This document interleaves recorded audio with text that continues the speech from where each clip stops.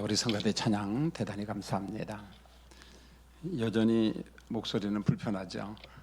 근데 오늘 창립주일이라서 제가 1부, 2부, 3부 설교를 하고, 그래도 제가 큰 위로를 받은 게 1부 설교를 딱 하고 유튜브 영상을 들으니까 이게 내 목소리 아닌 것 같다 그런 생각이 들어요. 왜냐하면 불편한데 영상은 전혀 안 불편해요. 이게 이유가 뭐지 하니까 방송 장비가 좋은가 보다 그런 생각이 들어요. 우리 방송 장비 방송위원회 대단히 감사합니다.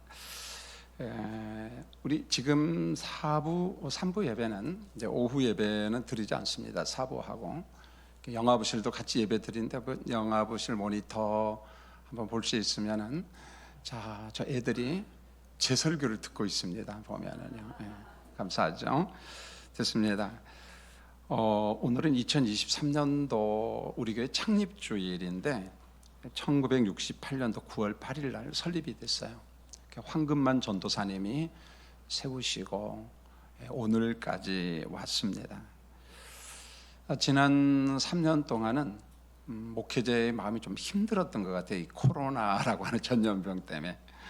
그래서 어느 때는 20명 대면 예배를 드리고 나머지는 다 비대면으로 드리니까 한 명이라도 더 드리려고 막 구석구석에 숨어서 예배 드리기도 하고, 100명, 200명 되면 또 코로나가 악화되니까 다시 또 숫자를 줄여야지 되고, 우리 성북구 같은 경우는 구청장님이 장로님이니까 많은 배려를 하고 직원들도 많이 이해를 하죠. 그래도 여전히 불편했어요, 사실은. 그러나 이제 3년이 지나가니까 우리 교회도 조금씩 예배가 회복이 되고 있습니다. 감사드리죠. 지난주 금요일 날 저녁에 우리 교육부서 수련회를 마치고 청년부 수련회를 마치고 학생들과 교사들과 청년들이 간증하는 시간을 가졌는데 굉장히 은혜를 많이 받았어요. 우리가 예상하는 것보다도 훨씬 더 회복이 빠르구나. 특별히 9살 된 초등학생이 간증을 해요. 저게 뭘 간증할까 이제 이런 생각이 들었는데 회개 기도를 엄청나게 했대요. 내가 그랬죠. 저 9살이 뭔 죄가 많아서 저렇게 회개 기도를 하나 그런 생각이 드는데 그 다음에 울었대요. 밤에 이제 기도를 하면서 그 말에 제가 깜짝 놀랐어요. 그렇구나. 저 눈물은 가식적인 게 아니에요. 9살에게는 그런 게 없습니다.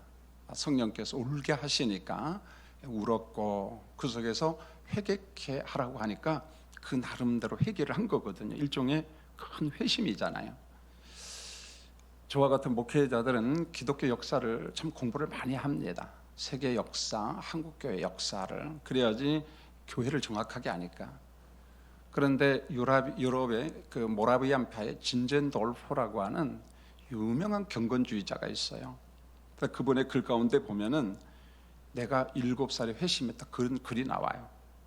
저는 그 당시 글을 읽으면서 아니 7살에 무슨 회심을 해? 이런 생각을 했는데 제가 회개 기도를 했죠. 성령은 하나님이에요. 하나님은 전능자잖아요. 그렇다면 그렇다 7살도 회심케 하고 9살도 나이와 상관없이 성령께서 은혜 주시는구나 그런 경험을 했어요. 그런데 교사들과 학생들, 청년들 간증을 하면서 한결같이 회개 기도하고 기쁨을 회복하고 눈물을 회복하고 그러면서 이 여름 행사를 통해서 새로운 변화가 오고 있구나 그런 것을 절감했어요. 특별히 이번에 물질로 여러 가지로 섬겨주신 성도님들에게 대단히 감사를 드립니다. 금년에 여러 가지 일이 있지만 그래도 좀 기쁘고 보람이 된 것은 교회 바로 앞에 있는 건물을 매입한 겁니다. 전자도 이야기했지만 우리 배상규 집사님이 제 마음을 알아요. 왜냐하면 우리 목사님이 이걸 꼭 사고 싶어 한다는 거. 그러나 흥정을 하고 협상하는 건 제가 할 수가 없잖아요. 그래서 집사님이 옆에서 그런 이야기를 하면서 물건이 15억에 나왔습니다. 그래서 협상에서 우리가 13억 1천만 원에 이제 계약을 하고 잔금만 지불하면 되는데 늘 마음속에 어떻게 하면 주차장을 확보할 것인가, 이게 참 쉽지가 않아요 보면. 그런데 어찌됐든지 간에 1층을 다 헐고 정리하면 10대 더 주차가 가능하고, 그 다음에 다용도로 쓸 수 있어서 너무 감사하고, 은퇴를 눈앞에 두고 하나님이 제게 크신 선물을 주셨습니다. 그 감사가 계속 나오고 있어요. 여러분 힘써주신 여러분 대단히 감사합니다. 여러분 창립주일을 맞이해서 제가 오늘 설교는 교회와 우리가 살고 있는 세상입니다. 이 세상을 뭐 장망성이다 그렇게 말하지 않고, 자, 우리가 살고 있는 사회, 자, 그럼에도 불구하고 교회와 세상과는 체질이 달라요. 성향이 전혀 다르다는 겁니다. 오늘 제가 그 설교를 준비를 했어요. 예수님께서 하루는 제자들과 가이사라 빌립보라고 하는, 이 가이사라 빌립보는 그 갈릴리 호수 위쪽에 있거든요. 전도 여행을 떠났습니다. 그러면서 길에서 제자들에게 예수님이 질문을 해요. 마가복음 8장 29절, 사람들이 나를 누구라고 하더냐? 여러분 지금까지 많은 사람 기적과 능력을 경험했잖아요. 말씀의 권세를 경험했잖아요. 물어보는 거예요. 사람들이 나를 누구라고 하느냐? 그러니까 사람들이 예수님을 보고 세례 요한이라고 합니다. 혹은 엘리야라고 합니다. 눈물의 선지자 예레미야라고 이야기합니다. 뭐 등등 이런저런 이야기하면서 혹은 선지자 중에 한 사람입니다. 자, 사람들이 예수님을 그렇게 평가를 한 거죠. 그 다음에 마가복음 8장 29절입니다. 이제 중요한 게 누구냐? 제자들이죠, 제자들. 그러면은 제자들, 여러분은 나를 누구라고 하느냐? 이때 제자들을 대표해서 베드로 사도가 답변합니다. 이거 베드로 한 명이 답변한 그게 아니에요. 공관복음서를 보면은 주님이 주고받은 대화 가운데 보면은 제자 그룹이에요. 자, 그들이 답변을 하는데 마치 이런 거예요. 베드로가 대표적으로 답변을 하는데, 주는 그리스도시여 살아계신 하나님의 아들입니다. 누구예요? 메시아입니다. 이런 말이거든요 보면은. 여러분 베드로의 정답을 들은 예수님께서 그동안 감추어둔 비밀을 이야기를 합니다. 예수님께서 이야기를 안 했어요. 그런데 정답을 딱 듣고 난 다음에 주님이 비밀을 이야기하는데, 그게 뭐냐? 그리스도의 순환 예고를 연거푸 세 번 이야기를 합니다. 내가 대제사장들과 서기관들에게 넘겨진다. 그리고 그들이 죽이기로 결의할 것이다. 종교법에 의해서, 율법의 근거에서 결의할 것이다. 자, 그리고 나를 이방인들에게 넘겨서 그들이 나를 능욕하며 침을 뱉으며 채찍질을 하고 나를 갖다가 죽일 것이다. 로마법에 의해서 나를 죽일 것이다, 그런 말이거든요. 그러나 내가 3일 만에 살아나라, 이게 핵심이잖아요. 주님의 고난 순환 예고를 다시 보세요. 내가 고난받는다, 내가 죽는다, 내가 다시금 살아난다. 십자가와 부활을 이야기했습니다. 예수님의 순환 예고를 들은 베드로의 행동을 잘 보시면은 조금 전의 모습하고는 정반대로 또 바뀌어요. 예수님이 메시아인 것은 알았어요. 주는 그리스도시요 살아계신 하나님입니다. 고백했어요. 믿었습니다. 그런데 이런 고백을 한 베드로의 이면을 잘 보십시오. 이사야 선지자가 예고한 고난받는 종의 그림은 베드로의 마음속에 없었던 것 같아요 보면은. 자, 메시아를 어떻게 이해했느냐? 저 정도면은, 저분이면 우리를 로마 제국에서 해방시키니까 로마 제국을 박살내고 깨뜨리고, 자, 이뿐만 아니요, 우리를 갖다가 완전히 자유케 하며 그 다음에 우리에게 어떤 필요한 일용할 양식도 공급하고 뭐 이런 여러 가지 이야기를 하는 거죠 보면은요. 그래서 기적을 행하신 예수님은 우리 양이다. 우리나라를 독립시킬 수 있다. 그 다음 더 나가서 우리가 한 자리 얻을 수 있다. 그것도 높은 자리입니다. 한 자리 얻을 수 있다. 이게 바로 제자들의 마음이에요. 생각입니다. 그러니까 예수 그리스도를, 메시아를 정치적인 메시아로 알고 있었다는 거예요. 여러분 제가 인쇄머리는 적지 않았지만은 요한복음 6장 15절에 보면은 오병이어의 기적, 보통 이가 양식 기적, 급식 기적 그렇게 이야기하는데, 이 기적을 경험한 무리들이, 사람들이 어떤 행동을 하는지 아시잖아요. 억지로 예수님을 누구 삼으려고 했어요? 우리의 임금으로 삼으려고 했어요. 이게 무슨 말입니까? 기적을 행하신 예수님, 오병이의 기적을 행한 예수님, 저분 정도라면 지금 유대 공동체가 다 가난합니다. 어렵습니다. 여러분 잘 알잖아요. 바울 사도가 선교 여행을 다닐 때마다 항상 강조한 게 뭐였어요? 구제헌금이잖아요. 왜요? 어머니 교회가 예루살렘이 가난해, 어려워요. 양식이 없어요. 좀 구제헌금, 그 정도로 가난했어요. 그런데 기적을 베푸시는 예수님이라면 양식 문제가 오늘 내일 해결되는 것이 아니라 평생 해결되겠구나. 그러니까 저분을 우리의 왕으로 삼자. 예수님께서 그 청을 받지 않죠. 떠나버리죠. 보면은 마가복음 8장 32절로 33절입니다. 이후에 베드로의 무리한 행동이 소개되고 있는데 베드로가 예수님을 붙잡고 항변해요. 아주 만류를 합니다. 예수님 그런 소리 마세요.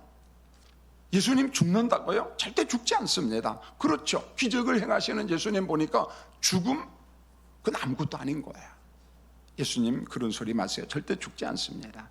그런데 우리 예수님께서 고맙다 이렇게 말해야 되잖아요.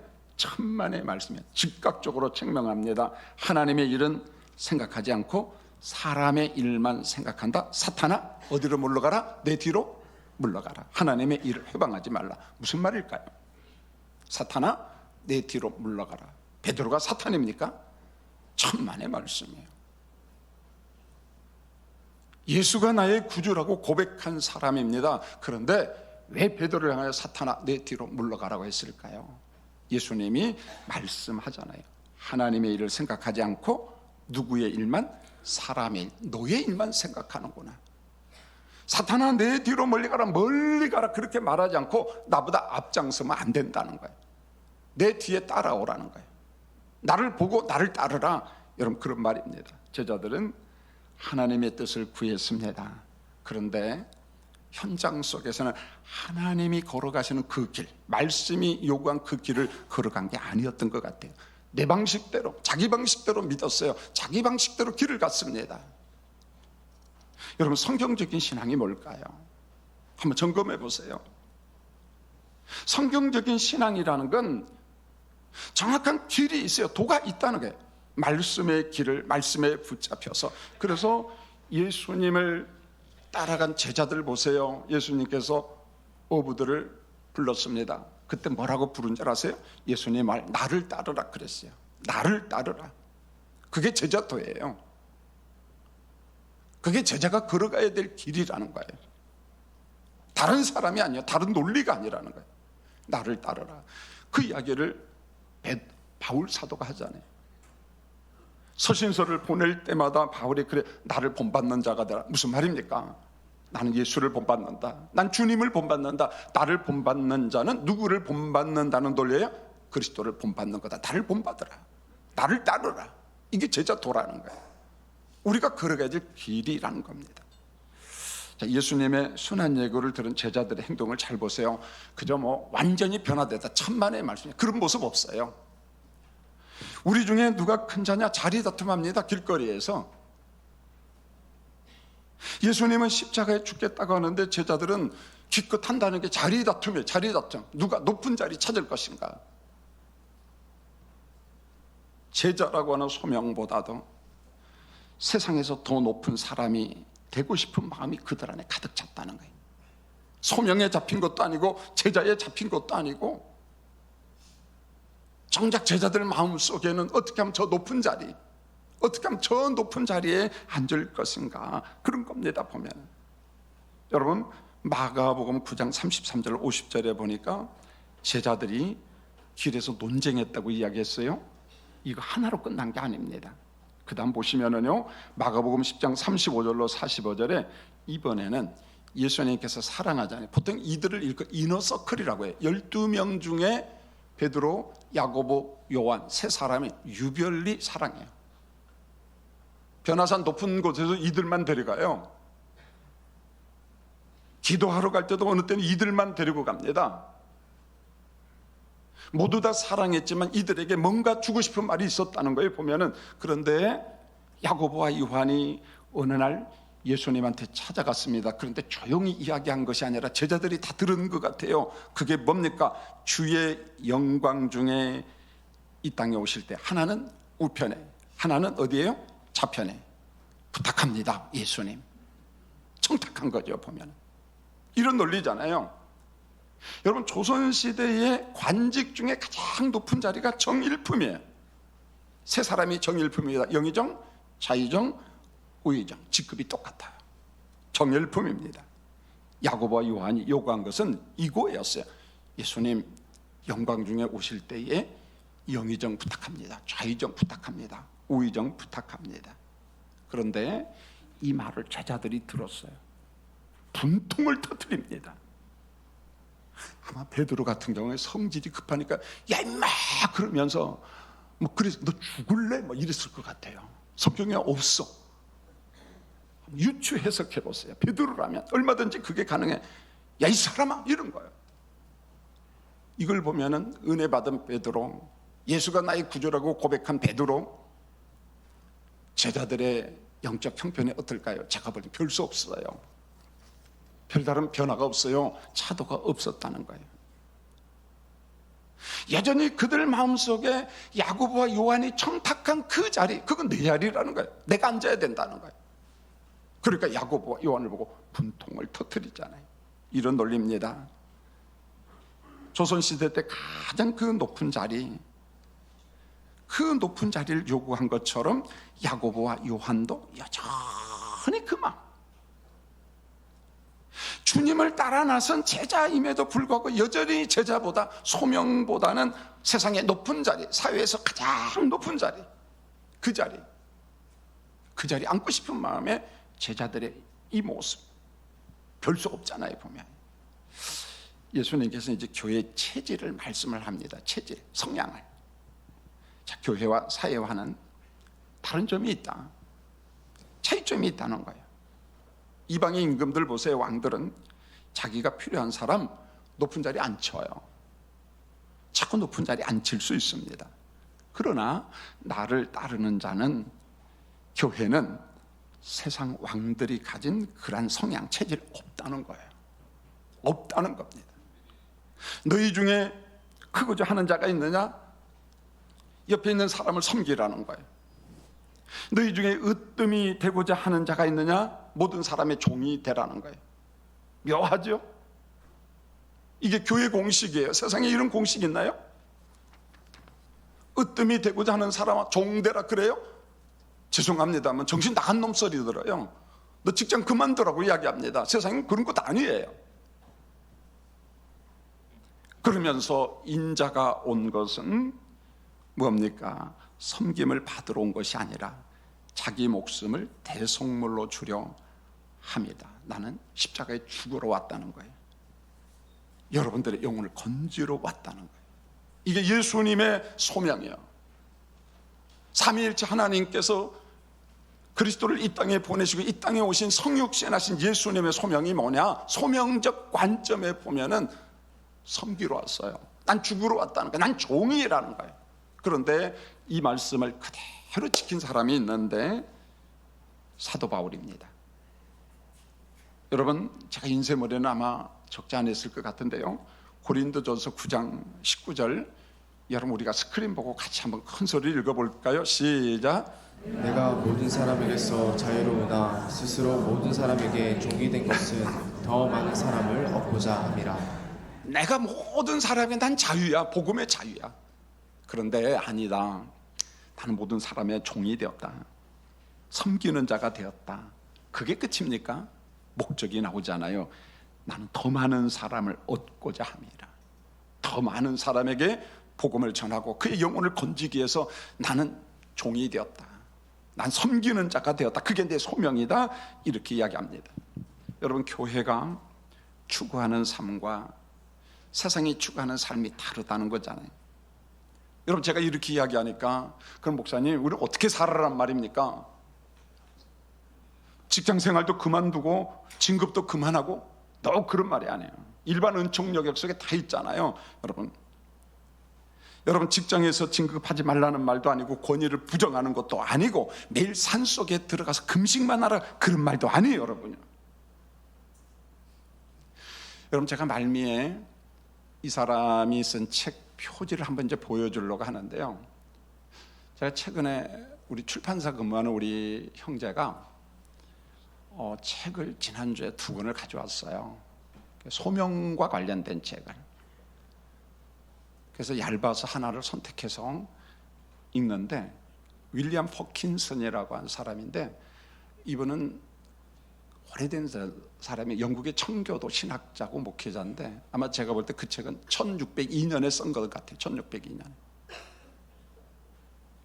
근데 그분이 누구를 막 비판하냐면 수도사하고 수도원을 막 비판합니다. 저는 개인적으로 처음에 깜짝 놀랐어요. 저는 천주교 수도원 운동 말고 개신교 수도원 운동을 참 지지하는 사람이었어요. 경건 운동을 하는데 이분이 왜 그렇게 이걸 비판을 하지? 이유가 뭐지? 계속 읽어가면서 이거였어요. 직업의 소명 관점에서 그들을 본 겁니다. 자, 그들은 경건 운동하는 사람들이잖아요. 대부분 기도하는 데 시간, 물론 육체 노동도 합니다. 수도원에 있는 텃밭도 가르치고 가꾸기도 하고 농사 짓기도 하고 그래요. 그런데 이 퍼킨슨이 볼 때, 윌리엄 퍼킨슨이 볼 때는 그랬던 것 같아요. 우리가 예수 믿고 구원받았지만은 하나님이 우리에게 주신 직업이라는 소명이 있다는 거예요. 세상에서 일할 수 있는 그 직업, 그걸 소명적 관점에 보면서 그 일을 잘하라, 그 일을 통해서 사람을 섬겨라, 곧 그게 하나님을 섬기는 것이다. 이렇게 말하는 거예요. 사람을 섬기는 것이 곧 하나님을 섬기는 것이다. 그러니까 윌리엄 퍼킨스 입장에서 보면은 매일 기도해, 매일 금식해, 경건 운동을 해. 좋아. 그러면 그걸로 끝나냐? 그러면 안 된다는 거예요. 좋다. 그렇다면 어디로 가는 거예요? 일터로 가라는 거예요. 세상에서 일하라. 일하면서 하나님을 섬겨라. 그게 소명이라는 거예요. 그런 관점에서 보니까 이분이 수용이 안 되는 거였어요. 여러분, 굉장히 중요한 말씀이잖아요. 교회는 저 산 속에 숨어 들어가는 교회가 아니라는 거예요. 예수님의 씨 뿌리는 비유를 잘 보십시오. 교회는 산 속에 있는 교회가 아니라 길 위에 있는 교회, 돌밭 위에 있는 교회, 가시밭에 있는 교회. 여러분, 마태복음과 복음서에서, 특별히 마태복음에서 씨 뿌리는 비유는 심령적 관점으로 해석해도 상관이 없어요. 그러나 원칙은 선교적 관점이야. 옥토가 나오니까 옥토가 중요한 것처럼 보이지만 실상은 길밭이에요. 돌밭이에요. 가시밭입니다. 거기에 길가일지라도, 돌밭일지라도, 가시밭일지라도 복음의 씨앗을 어떻게? 뿌려라. 뿌리지 말라. 뿌려라. 그런데 뿌렸는데 정작 누가 와서 다 삼켜버려요? 새들이 와서. 세상이 그렇다는 거예요. 여러분, 옥토와 같은 데만 선교한다, 전도한다, 쉽지요. 그런데 그런 데가 있나요? 없잖아요. 여러분, 석간중앙교회는 길 위에 있는 교회, 복음의 씨앗을 삼키는 새들이 있어요. 사탄이 있어요. 공격합니다. 예수 믿는 것을 회방합니다. 교회에 어려움을 줘요. 성도들에게 어려움을 줍니다. 그게 교회가 있는 곳이라는 거예요. 그럴지라도 길 위에 있는 교회가 해야 될 일이 뭐냐? 복음의 씨앗을 뿌리라는 거예요. 뿌리라는 거예요. 요란한 세상이잖아요. 성도님들, 주님을 따르는 우리 교회가 이제 한 해 한 해 시간이 지나가면서 어떤 체질을 가져야 될까? 어떤 성향의 교회가 되어야 될 것인가? 주님 말씀합니다. 사람의 신분이 높고 낮음을 떠나서 주변 사람의 발을 씻어주라. 이 마음을 가져라. 물어보잖아요. 내가 누구냐? 우리의 선생입니다. 우리의 주입니다. 내가 스승과 주로서, 선생으로서 여러분의 발을 씻었다면 여러분도 나처럼 하라. 서로 발을 씻어줘라. 발의 의미가 뭡니까? 자, 우리가 구원받았어요. 우리가 목욕을 다 했습니다. 그럼에도 불구하고 목욕하고 걸으면 가장 먼저 더러워지는 게 어디예요? 발. 그 발을 씻어주라는 거예요. 발의 의미는 포괄적인 거예요.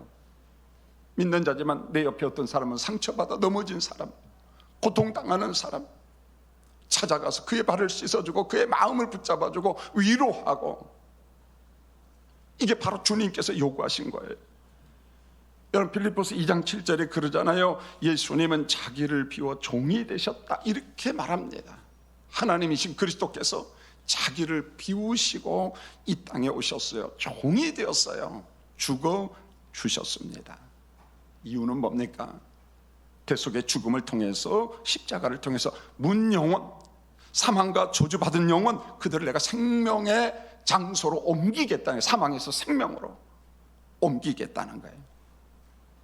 여러분, 섬김은 상대방을 구원의 길로 인도하는 지름길이요, 공식이요, 방법이요, 도구라는 겁니다.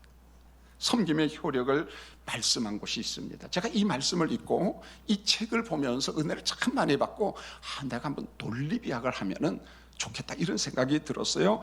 여러분, 에스겔서 47장 12절, 사실 이 그림은 완성된 하나님의 나라, 그래서 계시록에 있는 말씀 그대로예요.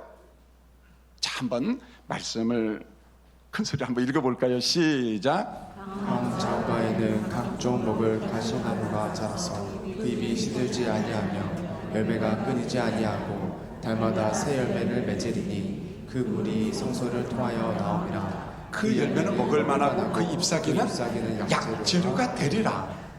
자주 읽었잖아요. 계시록에 있는 말씀은 그대로잖아요. 여기서 강은 생명수, 강물이잖아요. 보좌로부터 흐르는 생명수. 과실나무라고 나오는데 생명나무잖아요. 달마다 열매를 맺어요. 그 양식을 먹을 거라고 이야기했어요. 그 잎사귀는 약재료가 될 것이라고 이야기했어요. 이것을 소명적 관점에서 보니까, 그렇구나. 우리가 부름받은 소명자로서 열매도 맺어야 되고, 우리에게는 잎사귀도 있고 은사도 있고 우리가 하는 모든 것이 있잖아요. 그런데 이 말씀을 잘 묵상해 보면 뭐가 약재료가 되느냐? 그게 양약이 됐든 한약이 됐든 간에 여러분, 눈에 보이는 성분은 겉보기에는 좀 다른 것 같아요. 그런데 내용은 똑같습니다. 자, 어디로부터 약 성분을 얻습니까? 나무 자체, 그 나무의 잎사귀, 자, 길에 있는 풀, 그 풀 뿌리, 그 다음에 열매들, 이게 전부 다 약재료잖아요. 이게 전부 다 약재료로 사용되잖아요. 그렇다면 내 잎사귀, 내가 맺는 열매, 하나님이 내게 주신 소명들, 그게 영적 은사가 됐든지 간에 일반 직장의 어떤 일이든지 간에 교회에서 맡은 직분이든지 간에 그걸 가지고 누군가를 섬길 때, 오늘 말씀은 제가 논리비약이라고 이야기했는데 이런 논리입니다. 보면은 주님이 주신 내 것, 은사, 내 소명을 가지고 누군가를 섬길 때 그 사람의 양식의 밥이요, 밥. 그 사람의 약재료가 된다는 거예요. 누구를 통해서? 나의 소명을 통해서, 내 섬김을 통해서, 내 섬김을 통해서 상대방이 살아나고 상대방이 양식이 되고 상대방에게 약조례가 된다. 저는 이 글과 이 책을 보면서 박수를 쳤어요. 맞아, 이거야. 성도님들, 믿음의 연수가 몇 년이에요? 우리 교회 다닌 지 얼마입니까? 분명한 목적의식을 가지고 삽니까? 하나님이 내게 주신 은사가 있어요. 그게 영적인 은사든지 성령이 주신, 아니면 일반적인 직업이든지 그게 죄가 되지 않는다면은 여러분이 거기에서 최선을 다하세요. 남 섬기세요. 그러면 그게 곧 누구에게 한 것이라고요? 하나님께 한 것이다라고 소명을 그런 관점에서 윌리엄 파킨스는 그렇게 몰아가는 거예요. 보면은요, 일하라는 거예요. 그게 소명이라는 거예요. 그게 소명이라는 겁니다. 마태복음 25장 40절 역시 인쇄물은 없습니다. 우리가 너무 잘 아는 말씀이에요. 여러분 한번 읽겠습니다. 시작. 임금이 대답하여 이르시되 내가 진실로 너희에게 이르노니 너희가 여기 내 형제 중에 지극히 작은 자 하나에게 한 것이 곧 내게 한 것이야. 지극히 작은 자에게 한 게 누구에게요? 내게. 내게가 누굽니까? 그리스도잖아요. 예수님 말씀합니다. 지극히 작은 자, 줄인 자, 목마른 자, 나그네 된 자, 헐벗고 병든 자, 감옥에 있는 자. 문자적으로 해석해도 상관이 없어요. 그러나 복음서에서, 마태복음에서 특별히 지극히 작은 자는요, 누구냐? 하나님의 복음을 전하는 나그네, 뭡니까? 전도자들이. 여러분, 지금처럼 목회자들이 나름대로 대접받고 그런 환경이 아니잖아요. 전도 다니면 그저 옷 몇 벌, 개나리 보침 짊어지고 이 동네 저 동네 다닙니다. 대접받은 줄 아세요? 아니요. 맞았어요. 욕먹었어요. 누군가 대접할 때 겨우 밥 한 끼니 먹었어요. 누군가 영접하면은 그 집에서 잤어요. 자, 그게 없는 사람은 길거리에서 잤어요. 그 작은 자, 그 전도자, 순회 전도자. 그분들이 병들고 가난하고 없을 때 섬겨준 게 바로 내게 한 것이다. 예수님께서 그 이야기를 합니다. 무슨 말입니까? 제가 전자에 얘기한 윌리엄 퍼킨스는 이런 말을 해요. 바로 사람에게 한 것이 곧 하나님께 한 것이다. 그걸 강조하고 싶었어요. 여러분, 제가 이번에 쓴 책 표지를 하나 딱 보여드릴 테니까요. 여러분, 사보라 소리 안 할 테니까 그냥 보기만 하면 됩니다. 자, 한번 보여주세요. 그러니까 굉장히 오래된 사람이에요. 청교도 신학자니까 한 1602년에. 그런데 제가 소명론, 직업 소명론에 간 책을 루터 것도 읽어보고 최근 것도 읽어보고 이런저런 다 읽어봤는데 와, 이게 최고다라는 생각이 들어요. 단순하지만. 그런데 모든 걸 요약 정리는 이겁니다. 하나님이 내게 주신 소명을 가지고 그게 뭐 사명이 됐든 소명이 됐든 그게 은사가 됐든 일반 직장이 됐든 그걸 가지고 사람을 섬겨라. 거기서 끝나는 게 아니라 곧 하나님을 섬김이라 이렇게 말합니다. 여러분, 따라서 할까요? 사람을 섬기는 것이 곧 하나님을 섬기는 것이다. 우리 교회가 가야 될 방향이에요. 여러분이 가야 될 방향이 그 길입니다. 아무쪼록 삶의 현장 속에서 내가 받은 은사, 재능, 직업 그 모든 것을 가지고 사람을 잘 섬김으로 이번 주도 하나님을 섬기는, 그리스도를 섬기는 우리 교인들이 되시기를 예수님의 이름으로 축원을 드립니다. 기도하겠습니다. 하나님, 우리 아버지, 우리가 매일 살아가면서 삶의 현장 속에 하나님이 주신 것을 가지고 단순히 나 한 사람 먹기 위해서, 돈 얼마 벌기 위해서 그게 아니라는 거예요. 그 일을 통해서 나도 먹고 살고 우리 자녀들과 우리 가정의 혜택을 누리지만은 그 섬김을 통해서 우리는 하나님을 만날 수 있다라고 이야기합니다. 내가 예수 믿고 구원받은 백성으로서 누군가를 진실되게 섬기고 사랑함으로 하나님을 경험하는 석관중앙교회 우리 교인들이 되도록 은총을 베풀어 주시옵소서. 예수님의 이름으로 기도합니다. 아멘.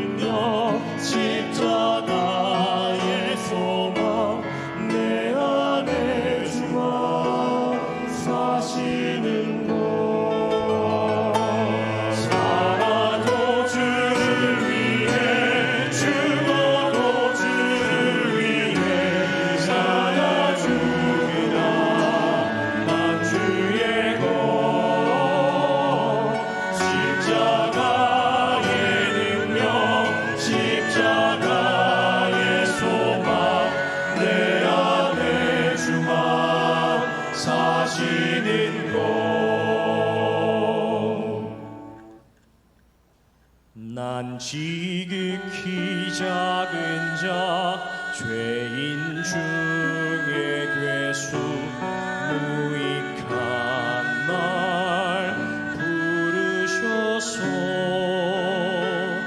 간절한 기대와 소망 부끄럽지 않게 십자가 전케 하셨네. 내 사랑 나의 십자가.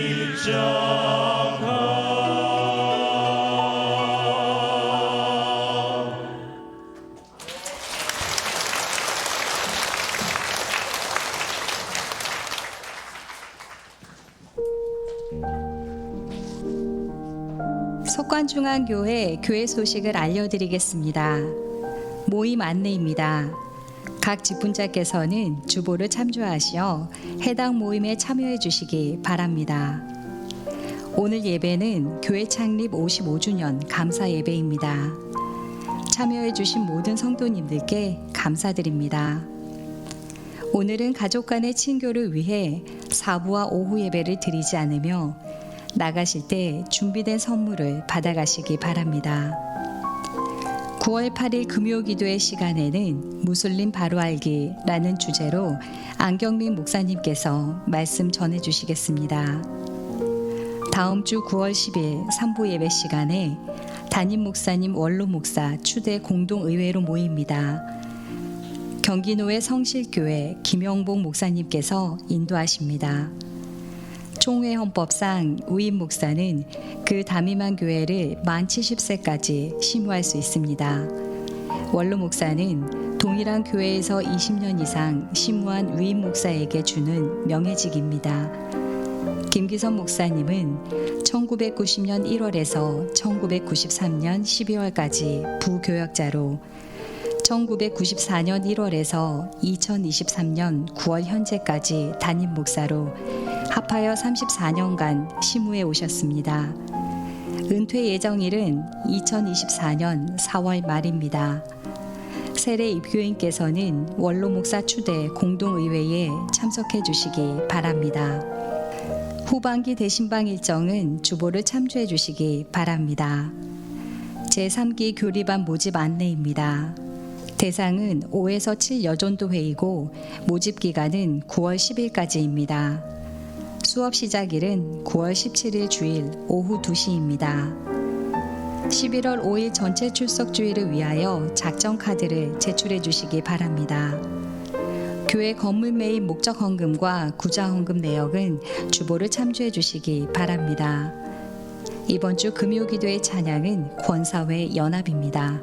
이상으로 석관중앙교회 교회 소식을 알려드렸습니다. 광고하는데 꼭 성우 같죠? 참 잘해요. 방송국에 가야 될 것 같아요. 보면.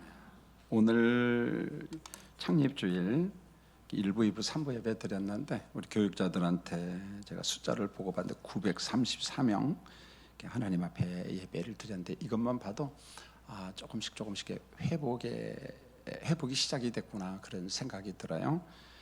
그래서 11월 5일 전체 출석주일 우리가 온전한 회복을 목적으로 교구 목사님들 또 권사님들이 열심히 뛰고 있습니다.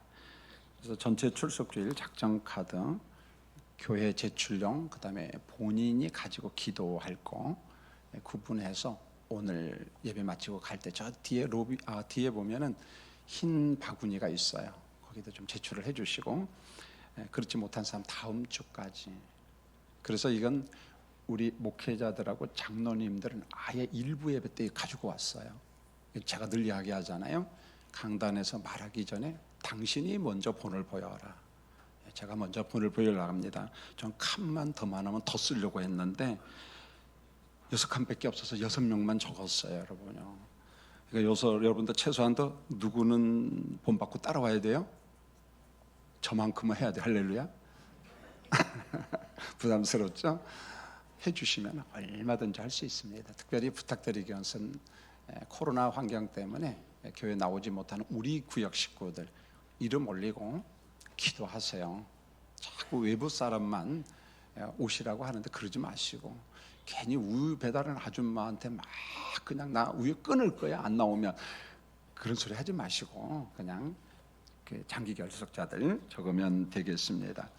광고 중에 재와 관련된 거잖아요. 그래서 법적으로 하면 아직도 은퇴할 시기가 아닙니다. 그러나 오래 근무했고, 여러분 잘 아는 것처럼 또 오랜 동안 아팠고, 그 다음에 새로운 변화가 참 필요하다 그런 생각이 들어요. 그래서 지금 현재 우리 청빙위원들이 10배수까지 줄였어요. 줄이고 또 줄이고, 이번 주하고 다음 주 2주 정도면은 학적조회, 그 다음에 신분조회, 사역조회, 설교조회가 다시 들어갑니다. 그러니까 10명의 설교를 다운을 우리가 지금 50편을 받았죠. 그러니까 새벽 설교, 주일 설교 등등등 해가지고 전혀 다른 식으로 평가가 또 들어가요. 그럼 여기서 6배수 줄이고 3배수 줄이고 마지막에는 여러분이 뽑습니다. 우리는 뭐냐? 기초 자금만 한 거예요, 사실은요. 그래서 나중에 3배수는 이런 논리예요. 누가 돼도 좋다. 모든 게 우리가 볼 때 객관적으로 이 사람이면, 중요한 것은 그 중에서도 우리에게 합당한 사람이 와야죠. 여러분들이 기도해 주시길 원합니다. 그래서 위임 목사 청빙 투표하기 전에 원로 목사 예우 투표를 하는 겁니다. 그래서 투표 방식이나 이런 게 전혀 달라요. 청빙 투표하고 선거 투표도 다릅니다. 그러니까 어떤 면에서 조금 형식적이죠. 사실은 이게 끝나야만이 청빙에 들어갈 수 있어서 딱 한 번 3부 예배 시간만 공동의회로 모입니다. 1부, 2부, 4부 오후 예배 하지 않습니다. 그래서 김기선 목사 명예를 지키기 위해서 난 지금까지 기도했는데 박수 한번 쳐줘야지. 그럴 사람은 언제 오면 된다? 몇 부 예배 오시라고요? 3부 예배 오시면 됩니다. 오셔서 우리 장로님들하고 임시 당회장, 대리 당회장, 외부의 소회, 그 제가 못합니다. 그래서 김영국 목사님이 오셔서 진행할 겁니다. 그래서 제가 보충 광고를 했습니다. 기도하겠습니다. 하나님 우리 아버지, 오늘도 예배 중에 11조와 각종 예물을 드렸어요.